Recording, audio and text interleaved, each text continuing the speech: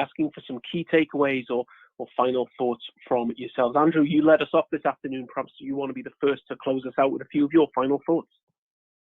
Sure. So I guess the final thoughts and thinking about Section 337 amid the pandemic is that the Commission has found a way to make things work and to be able to move on and to not slow down and not have interminable investigations, and to successfully, by and large, to be able to operate, despite some impacts on investigations that were underway at the time.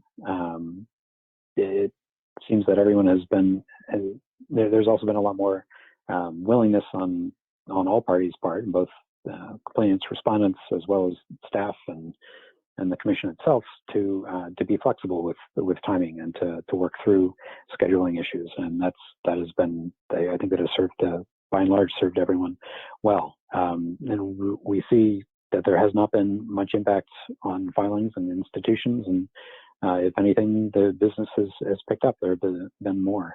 So the pandemic has not had that drastic of an impact on one level, the operations of the Commission and litigation at the Commission. In terms of other key takeaways, that the Commission still has a little ways to go on some topics related to A1A cases that they could narrow down and provide a little more guidance on in the future. And it looks like I'm interested to see in the upcoming year whether or not we do see more related to significance and showing significance under the economic prong. Thank you so much, Andrew. Jason, any final thoughts, any closing remarks from yourself? I echo everything that, that Andrew said. I think, one thing to keep in mind is, the ALJs are dealing with all the same issues we are, working from home, technical issues, and, they've said as much to us, and, they're willing to be flexible. And I think, the other side is willing to be flexible, and, everyone's found a way to make it work. I think another thing to keep in mind is, use this flexibility to get yourself some more time. When you're at trial, you're not commuting to and from the office and to and from the ITC. Typically, most of these trials, you're not on camera unless you're speaking.